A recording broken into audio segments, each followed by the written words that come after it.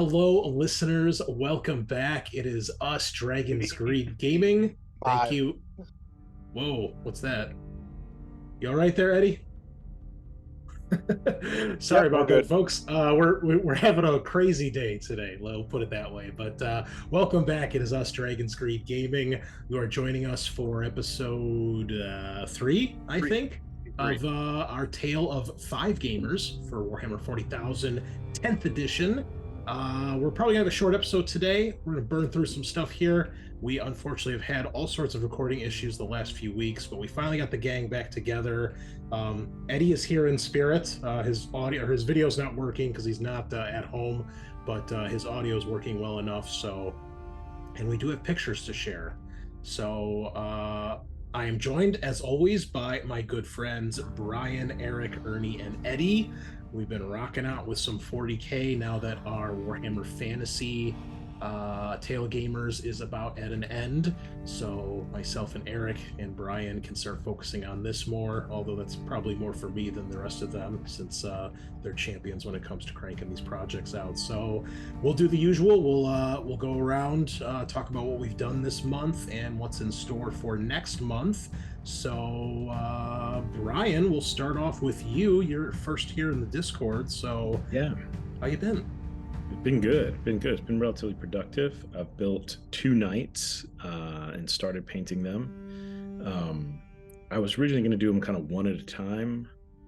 Kind of build 1,000 points with one knight and then maybe some armigers. But then the armigers have been, I don't know if you were aware, like there's like a ton of stuff that was just out of stock for like. That's pretty much been Games Workshop since COVID started. Yeah, well, for like 2 months, there was literally nowhere. They weren't online. They weren't in any of the local stores. I had the guy call around. Even I was looking at the smaller shops, and they just weren't around. I don't know if I know they're kind of popular because they're good, apparently, or they were good, which is not really my concern. So rather than have like a night and nothing around it, I started kind of exploring options about doing like a Mechanicus. I was listening to actually Mechanicum, Dan Abnett's or was it good one? Yeah, I don't think that one's Abnett, but then Titanicus as well. So I was kind of getting into that. So I'm gonna give like a little Mechanicus auxiliary to my knights, but in the meantime I built both of them. So really I'm looking at like a 2,000 point list already. So I built both knights, and I've really enjoyed. They were a little bit fiddly putting them together in a couple small parts, but I've just gone for it. And I said, like, let's screw it. Let's glue everything in there, get it going. I'm loving painting at this scale. I can be like super messy and then like slowly get cleaner as I go along, which is how I kind of like to paint. Okay. So they're going to look super weathered. I know in Titanicus, whatever the group of knights that come to save the day were actually en route. They'd been on campaign for hundreds of years. So I was kind of thinking something like that. Like these guys have been on campaign for ages and ages, and they're looking a little beat up, and the paint's peeling in places and doing that kind of stuff. So I'm definitely going with the weathered look again, which lets me be sloppy. And I'm actually looking at them just off. They're just sitting right here, actually. Yeah, so it's been pretty cool, and I'm just doing that, like, build what I want to put on the table type of thing. I'm not really giving any consideration to anything that's good or whatever. As it should be. I dig that you've matched the paint scheme to your Bretonnians a little bit. Well, the knights, I'm still doing. I was doing like one of the knights. I forget what it's called now. There's a knight errant. So one of the knights I have is the knight errant, which is what I have for my Bretonnian. So I was like, yeah, we gotta keep the theme going. The other big thing, actually, and this is like a lesson in like never throw anything away, which is kind of I have a kind of OCD compulsion to hoard stuff when it comes to GW. But 12 years ago at Adepticon, I took a little like casting class, but I made like all these little bricks and did nothing with it after that. I just had like 2 bags of bricks that I made at the lesson, and just put them in a box and like forgot all about them. But I've actually resurrected them, and I'm using them now as the base of, so these are the bricks that these guys are walking on. Oh, dig it. So I was like, Yeah, here we we are were- 12 years later, these things finally show up and make, and I think it makes the base personally. Yeah, we were commenting on it last time, how good it looked, like how they were like getting crushed under the weight of the Titan. Yeah. I actually took a bunch of them out in a plastic bag and took a hammer to them in my driveway. Oh, wow. Get that broken up effect going. So yeah, it's cool. I like stuff like that, and I like finding a home for something after 12 years. Dude, I'm so immersed. It's like I'm there. I have to say that the one thing I haven't done though fully, which I usually try and do, is like come up with like a story for them and stuff like that. I haven't quite got there yet, but they're knights. But And so what is going to be in the full 1,000 points? Have you kind of figured that out yet, or what you want to try to get done for this? I have one idea of doing. So the armigers are back in stock now, so I might still do some armigers. But my thought was doing for 1,000 points, doing a knight, one of the Mechanicus, I don't know, hero guys. I don't even know. He's called like a. I think it's just a tech priest. Tech priest, yeah. Tech priest Dominus, I think. Yeah. So do one of these guys, and then a unit of like the scouts, and then I think 2 armigers can go in that list, or 1 armiger maybe. How many points is a knight? Like 400. I think one of them's 435, one's 480 maybe. Yeah. Okay. Yeah. That makes it easy. One dude with like a melt-a-gun and basically like a power fist. Yeah. And I think he's like 435. Okay, cool. All right. Well, I expect to see some hand-painted Lady of the Lake iconography on the shoulder pads for next month. So let's see like how if I get some banners in there somehow. Yeah, paster it on there, plaster it on there.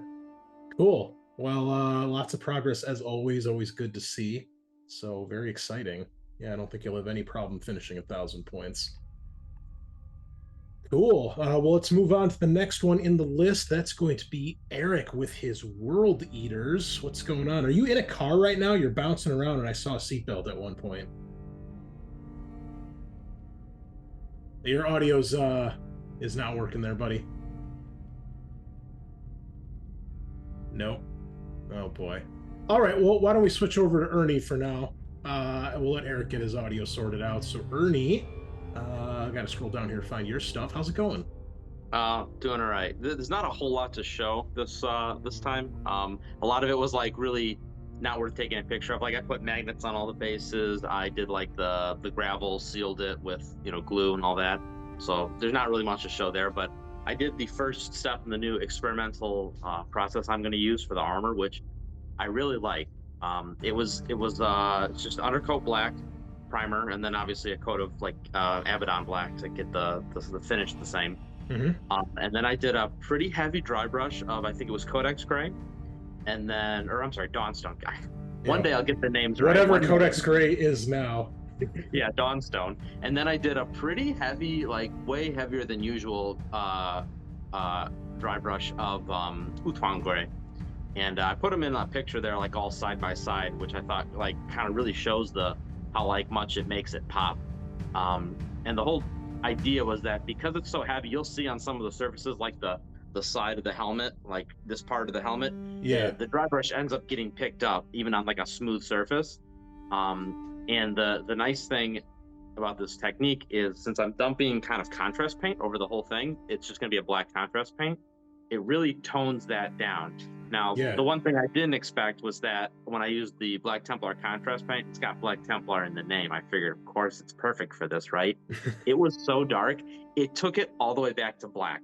Like it was like flat black. All the edges, all the highlights just disappeared. So I tried a second one with the other black. I think it's like Basilican Gray. And from there, it started to look a lot better. The edges like still were like highlighted, but I still got to experiment a little bit. So we'll have to, next time I'll have a better update and hopefully a little more to show. But the process so far is way more enjoyable. It took me 15 minutes per color for the whole squad. So 30 minutes to do both the colors, and then like, maybe like another 10 minutes to dunk them in the contrast paint. It was way faster. So I'm all on board with this technique, and I want to like make it work. So Okay. Well, yeah, I think it looks good, and you can also you can try thinning down your contrast with contrast medium. I found with Mhm. certain contrast colors, especially the Black Templars, if you do it straight over, because I was doing the same kind of thing for my Chaos Warriors for the Warhammer army, and if you do it like straight out of the pot, you'll just like it's like just turn the model black again. So yeah, I thought contrast paint was going to be more like a wash, and it wasn't going to be so heavy. But I learned. So yeah. I will try that. I'll try the contrast medium for sure. Yeah, and be sure it's the contrast medium, not regular medium. Yeah, 'Cause- yeah, because I'm sure they're formulated differently. yeah. I haven't used the contrast paints yet. Do they leave like a shine to them, or are they pretty matte? No, most of them are pretty matte. I can't think of any that are really shiny off the top of my head. So, yeah, that's the nice thing. You don't have to worry about that. So, Yeah, I matte coat my guys at the end anyway to yeah. prevent that issue. So, but yeah, the ones that I have, Brian, they don't look like they're shiny at all, even though I put it on like the entire model. Yeah. You recommend them then? I'm gonna have to give them a try. I haven't really got there yet. Oh, the contrast paints are I awesome, recommend man. one color, black. I don't know about the others. I can. Hey, remember the giant mad scientist project I had where I did all the bases and all the different colors? Yeah, I did that. So listeners, if you see that, I did that at least for the second round of contrast paints, not the first ones. But cool, yeah. And Ernie's been moving this week, so that's why he hasn't had a lot of progress. He's had to physically move locations, so of course that's a pain in the ass when you've got your usual paint station set up where you want to do all your stuff. So we can forgive, and at least you have something done. So and I don't I have a lot definitely for this did week. do it at the last minute. Yeah, that's On okay. the list of possible excuses, that's actually pretty. That's a good pretty one. high. Yeah, I had to move where I live, so that's okay. Cool. What's in store for next month? Just keep working on this squad. Yeah, if everything goes well, which it will, it'll be this whole squad will get to the level the other squad was, and then I'm gonna finish up that other squad, and then it'll just be the characters and the couple of tanks that I got. So I'm gonna have all the like mainline infantry done hopefully by next check-in. So like 100% done. Then you can play with all the cool stuff. Yeah, yeah. Nice. Okay, cool. All right. Eric, is the audio working? Working? It is not. All right. Keep messing with it. I'll jump over to my stuff, which is there's not a lot here this week or this month, but so what I got painted this month was another character. I've got my Sorcerer Lord in Terminator armor. This guy is converted, as we talked about last time, from a Chaos Lord, an old pewter one that was released during the Medusa 5 campaign. So his body and right arm, that weird plasma gun looking thing with the demon face, that's his original arm. And then the left arm is from the plastic Terminator Lord. That's just the staff from the Sorcerer. So you talk about resurrecting old models, Brian. This guy I've had since I worked at Gurney Mills. So, how long ago was that? Yeah. Is that like 2001 maybe? It was like 22 years ago? No, I started in 03 at Ranhurst. So okay. Gurney Mills was probably 04, 05. Oh, it had to be before that. Really?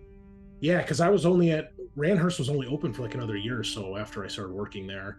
And then I was out for a couple months and then got rehired to go to Gurney. So probably 4 or 5. Almost 20 years ago. Yeah. Yeah, that's crazy. So he finally has a place. So I'm happy that he's called up for action. Let's go. So I did my usual scheme. It worked out really well. Got him done really, really quick. Duncan Rhodes' second wave of his paints showed up from the Kickstarter like a week or two ago. So I got a whole bunch more colors. I've been kind of toying with those. Even though I have every single Games Workshop paint, I've been kind of slowly leaning towards his stuff just because they're in dropper bottles. And it's like every time I go to pick out a Games Workshop paint I have, it's dried out. And it's just like, man, then it's like, oh, I got to drop $4, $5, $6, $7, $8 on a single paint. I don't know if I can do that anymore. It's too much. So, the Games Workshop paints are great. Don't get me wrong, but we're gonna try some other things here. So, And then I finished building the actual rest of the Terminator squad. So you can see in the picture here, the ones that are primed black, those are from the Tainted Cohort with the Lord that I did last week, Lord Felthius. Those guys are just the simple put together guys, so you got to just give them what they have. The 5-man box, this has been sitting around for about a year or two. And yeah, it's one of the first or one of the last Death Guard things I bought a while ago, and they've been waiting to get built. And I don't know, Ernie, you might be able to answer this question. I don't know if most Games Workshop kits have gone this route now, but the Death Guard stuff was one of the first kits that I built where it looks like it's multi-part, and it is, but you still have to assemble the models in a specific way. Like you can't just grab any body and any set of legs and slap them together. Is that? Yeah, I noticed even in the Black Templar stuff, a lot of the torsos and legs are paired because they try and do like dynamic poses. Where it's like they're running forward in motion. So it's like usually there's like a specific body and leg set. The arms are usually pretty interchangeable, but even then, there's clear, like, for example, if he's in a forward motion with his left arm forward, there's usually a couple right arms that are like in a backswing or something. That kind of shows like momentum or something, or he's like winding up for something. Yeah. So it's not just those models. I think that's just kind of something they're doing so that everyone doesn't have that old tactical Marine like gun across the chest, standing straight pose. I'm not necessarily a fan. Eric, do they do that for the new Berserkers and stuff like that? You still don't have any audio. Just yes, no? They do. Okay. All right. Well, I'm not a fan, especially the first time I built the new or the current regular Death Guard Plague Marines. I just grabbed a bunch of parts and it was like, why don't these fit? And then I noticed, I'm like, are you fucking kidding me? So that was a nightmare. I mean, they look cool, but ultimately it means that you're probably going to have everybody's armies looking really similar, which I think is kind of lame.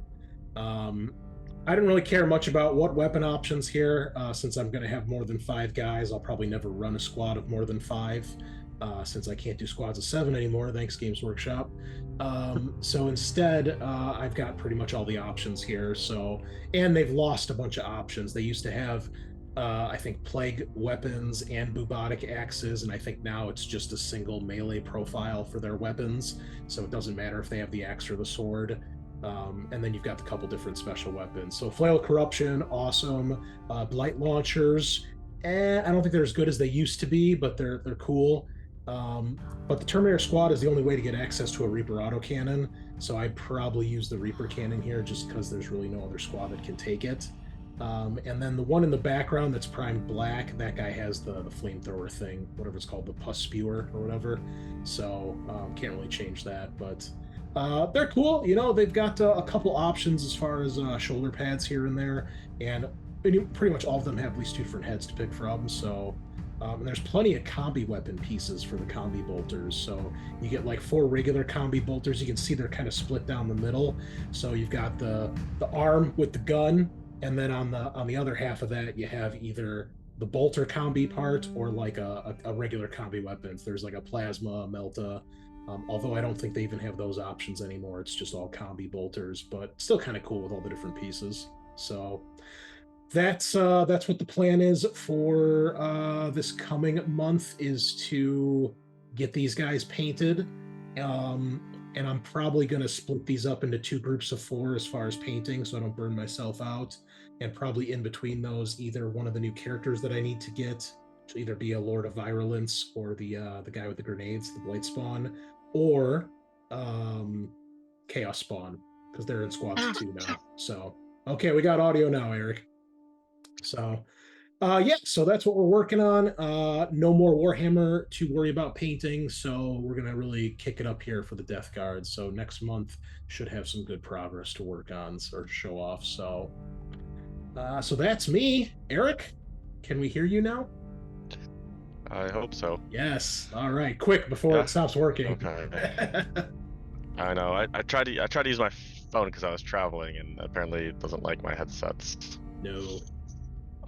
So I was able to get some work done on the 8-bound this week. I got most of the bases kind of sorted. I usually do like kind of the darker brown, so I start with the sand and build it up to like a darker brown, and then I'll try and find some like rubble or terrain to kind of like give it some more character. I started kind of doing skin tones and kind of like the silver, the bone, and kind of like some of the details before I get a wash on it. So I did a lot on the 8-bound and a little bit on the Berserkers and the Juggerlord, the Lord Invocatus. I did not, unfortunately, get any work done on Angron this month. I went to the Texas Open 30K event, taking a Phyrix like 2 weeks ago. So I was finishing up a unit for that. So it kind of cut into a little bit of my hobby time as I was working on 30K World Eaters instead. Well, it's still World Eaters. But it's still World Eaters, it was. So I'm hoping that I can get some more, start getting the brass done on the 8-bound. So that I'll start a wash and then go back and do all the highlights on everything, and then kind of finish some of the pre-work to the wash on the Berserkers as well. I might break the Berserkers down into like units of 5 so that I can kind of like make it a little bit easier to get through them. Yeah. As I go each month. So, and then I got a little bit more basing stuff to do to finish them off as well. Yeah, painting Chaos Trim is quite a chore. They're really like in their own category of painting. There's no fast these way aren't to do as it. bad as the old Berserkers. That's true, and they're not Thousand Suns. Those are awful. Yes. So much trim, and a Helldrake, dude. If you're feeling masochistic, paint a Helldrake. Oh my god, awful. Yeah. Cool. Well, I'm sure it'll all come together soon, and based on what you did with the vampire counts, I have no doubt that these guys will get done in a timely fashion. So, and if you're out playing in a 40K tournament, we can forgive that for lack of progress. So, yeah. Awesome. All right, man. I'm worried about. Oh, you'll do fine, I'm sure. Cool. All right. Well, we will finish it up here with Eddie, assuming he's still connected. Are you still there? Can you hear us, Eddie? I see you're attached to the call here, but you are muted. Eddie. Fixed. Oh, you're still really You hear choppy. me? Sort of. Oh, yeah. You good? Good?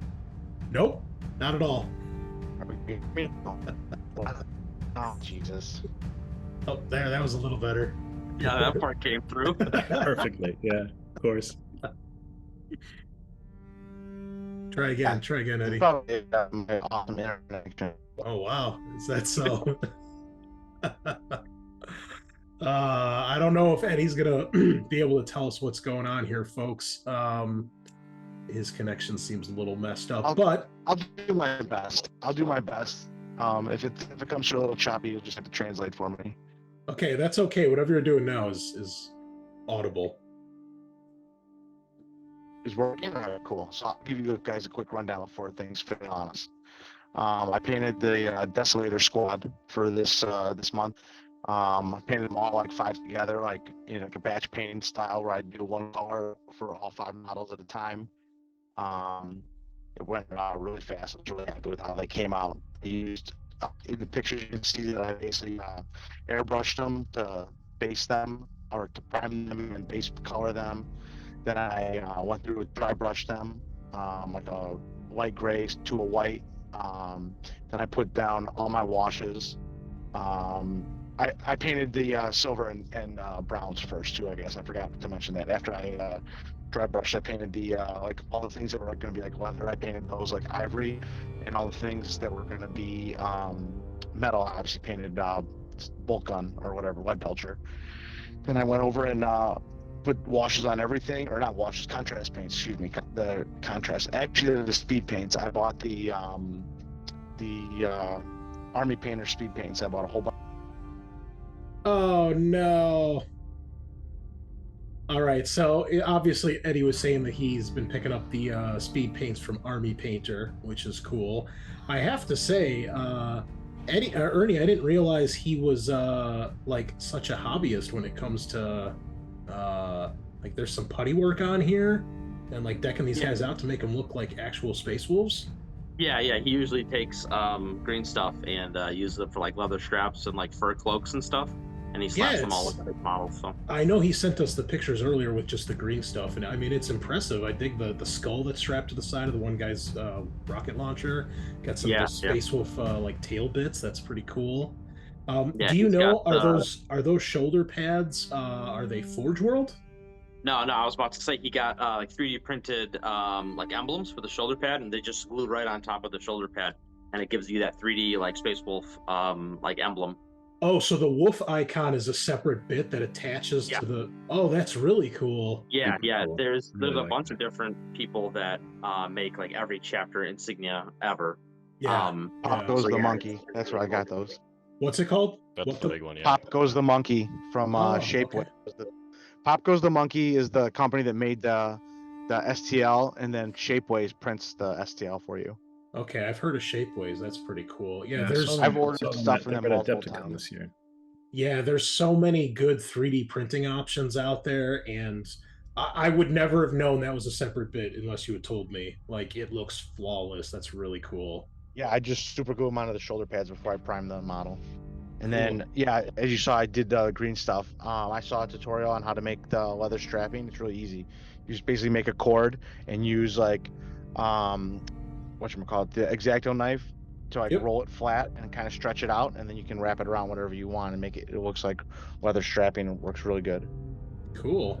And then I have to point out, Eddie, you've got some of the same flower foliage from Army Painter that I was using on my Empire Army. So you get a thumbs up for that. I've got those yellow metal flowers. Nice. At first I was using only yellow, and then recently I added the purple in there to add a little extra color to the models. Yeah, it's cool, man. Your bases. Oh, how do you do your snow? It's the Vallejo snow effect, and I use like this little metal like mixing tool. Like it's like a little long metal stir. It's in that one picture. You can kind of see it. Yeah. And then I just like scrape. I use that to like scrape it onto the areas that I want to kind of dab it on. And you just clump it on and let it dry. That's all you have to do. Nothing else. Yep, that's it. Clump it on and let it dry. Yeah, because when it's dry, it actually looks powdery. Which, after doing my Chaos Army, the snow effect was probably the thing I'm least happy with. So, always interested to see how people do their snow. Yeah, I mean, I'm not like it's not the best, but for me, it's like it's good enough. You know, it's just the base. Yeah. Well, I'm not a fan of these models with their goofy giant guns, but I have to say, your conversion work on these has made these tolerable in my eyes. So well done. Thanks. I try to do a little something to wolf them up, you know. No, that's what I like. Is they're not just dudes painted gray and they're space wolves. They actually look like space wolves. So that gets you big props. What are you gonna do for next month? What's next on the pipeline? So right now I have 11 gaunts, all primed and dry brushed, and I have like a pile of different contrast paints, and I'm going to try a bunch of different color combinations. Awesome. Until I decide what looks good and is reasonably easy to reproduce. Yep. And then I'm gonna put together the entire Leviathan. Whatchamacallit? Yeah, the Leviathan box. Awesome. I don't know what I'm gonna start with. I'm gonna start with the brain bug. Looks really awesome. Cool. And the leapers I think are also very awesome. I would like to paint those first as well. Probably gonna try and do those for the next episode. Awesome. Well, we're looking forward to that. We'll switch it up to some very different, going from power armor to organic bugs. So that'll be cool to see. Yeah, I want to try some like slime effect in the mouth. I've seen very different tutorials online about that. Cool. You know, when they open their mouth and it looks like they're dripping slime between the teeth and stuff. Yeah. I'm definitely gonna try do some kind of effect like that. Cool. All right. Well, as I said, folks, short episode today. Sorry for all the difficulties, but Eddie came through in the end here, and Eric got his shit going too. So, yeah, we did it live. It worked, and we're gonna call that a wrap. So we've got 1 minute and 4 seconds to sign off here. So thank you all for stopping by, and check in next month, and we'll see what everybody gets done. So thank you so much for stopping by. Do all the likes and subscribes and all that, and we'll be back next month, same time, same place. Nighty night.